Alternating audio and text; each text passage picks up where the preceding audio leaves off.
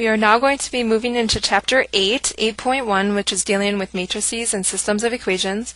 Our objectives here are to understand another setup of data and then connect concepts of systems of equations to matrices.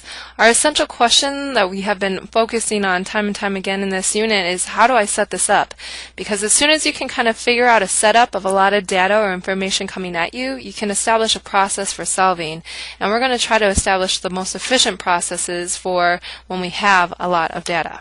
We just came off of solving system of equations, which I did notate in the other PowerPoint about systems of equations as looking like this. It's where you have multiple equations and you have these coefficients a sub 1 comma 1, a sub 1 comma 2, a sub 1 comma 3, but those are just coefficients. Now what I want you to see is we're going to do this very same thing, but we're going to drop the variables and we're going to just look at those coefficients. So a matrix here you can see is just this rectangular organization of real numbers in rows and columns. Keep in mind the rows are going to be going horizontal. The columns, just like a column in a building, is going to be up and down. One thing to make note of is if I ever ask you for entry a, comma 1, 2, so if I ask for a, comma 1, 2, or a sub 1, comma 2, sorry, what we're looking for is row 1 is going to be that first number that shows up. That's our I, so we're going to be looking at row 1, and then column 2 is the second entry, so we're going to be in column 2. I would be looking for this guy right here. Okay. Dimension, or more commonly used, is the word order of a matrix, but really we're familiar with dimensions. It's going to be what's the length times width, right? So it's the same thing here. We're looking at the length times the width, or how many rows are there versus how many columns. Now this one's a bad example because it's a 3 by 3 and you can't really tell the difference, so I'm going to do a different matrix. What if we had something like 1, 2, 4, 6, 0, 1? This would be what we would consider a 3 by 2 order because we have 3 rows and then 2 columns. A coefficient matrix. Alright, when we're making this connection of systems of equations to matrices, a matrix that's made up of all coefficients, makes sense, is the coefficient matrix. It would look something like this. We would look at our system of equations and then just pick out the coefficients of these. Be very careful of those negatives. If turn any subtraction into plus, what we will have are negative coefficients, so you have to translate that from a system to your coefficient matrix. We also have what we call the solution matrix, and that's going to be one column of entries, right? It's a column matrix whose entries are the solutions of our system of equations. So this matrix would look like this. So when we put these two things together, the coefficient matrix and the solution matrix, what we get is what we call an augmented matrix. An augmented matrix is just notated by here's our coefficient one, here is our solution matrix, and then we normally have a line here. Not always, but we should in our writing. So when you do it in your notebook, make sure you have a line there. And that just kind of sorts out between the coefficients, and this would be where your equal signs would be, and there's your solution matrix. Alright, so what is the augmented matrix of this? Well, there's our coefficient matrix, right? Here was our solution matrix. The proper notation would be to just have those kind of slammed together and a line in between. Alright, we are going to be solving these systems in these matrix forms, and what you do have to note is in order to solve these and get a solution, what we will need are square coefficient matrices. What I would like to ask you is, why do you think that is? And I will ask and address this in class, but why does our matrix have to be a square, like a 3 by 3 or a 4 by 4? Why does that coefficient matrix have to be like that? This should look very familiar with you.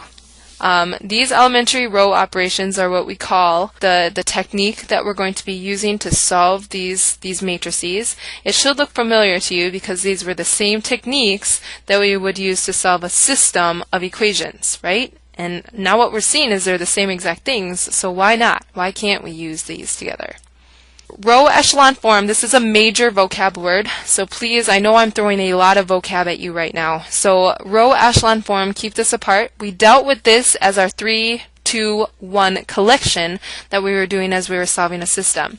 Now what we're going to be doing is with these matrices that are squares, we're also going to have that diagonal set up. Keep in mind that if there are any rows of all zeros, it's going to be in the last row. Okay. The first non-zero entry in a non-zero row is always going to be 1. So in other words, we have diagonals of 1. Okay. And then what we want is a stair-step pattern, I should say. Stair-step pattern. So zeros are below.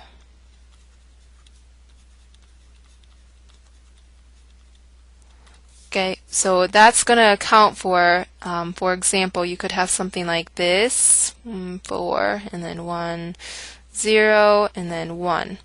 This would be an example of REF form because you have a diagonal of 1s, and then it's that kind of stair-steppy pattern where we've knocked out these other values underneath those diagonal values. We will eventually get to this, but not in this video. Here is your homework. I am going to do one with you, and what you will see is these are kind of tedious approach, or this long tedious process.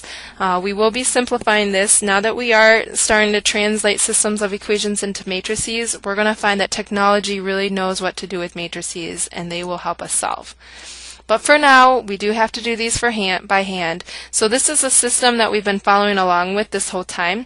I have written it as its augmented matrix, and what we're going to start to do is those elementary row operations. So what I'm going to do is I'm going to take row 2. To get a new row 2, I'm going to add R1 plus R2.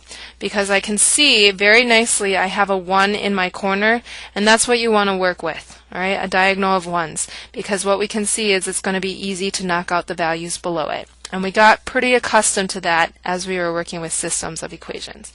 So when we do add row 1 plus row 2 to get a new row 2, this is what we would get, and you can see that right here. So I've just transformed this original matrix to this one. Keep in mind these are equivalent. As we discussed, these are equivalent matrices or equivalent systems. Alright, so keep in mind too, if we were to relate this to what we were doing with the systems, we would have just been taking that row 1 plus row 2, or that equation 1 plus equation 2, and we would have gotten the same thing, negative 1y plus 2z equals 2. Okay, so same thing, same process. Alright, now I'm going to be taking negative 2 times row 1 and adding it to row 3 to get a new row 3.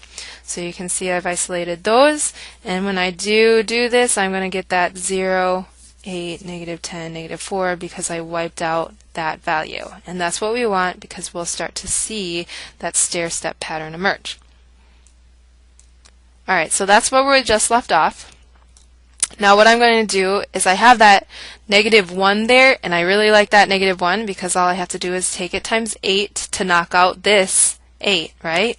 So once I do that, I am going to knock out that 8 when we add those column by columns. Okay, and we'll get this. So this is really close to what we would have called row echelon form when we were talking about just systems of equations. But one extra step that we want to add here is we do want to get these to just be a diagonal of 1s. So I'm going to take this value and I'm going to multiply it by 1/6 all the way across. And what we would get is that. And then finally here, I'm going to take row 2 and multiply it by negative 1 just to get rid of that negative that's on the 1. Okay, and this is what I would get. So our final answer here is if we were to translate this back, this is my final answer. If we were to put this back into a system of equations, we have 1x minus 4y plus 3z is equal to 5. I have 1y minus 2z is equal to negative 2. And then I have just 1z is equal to 2. And now what I can do is I can back sub. So 1y minus 4 equals negative 2. Add the 4. Y is equal to 2.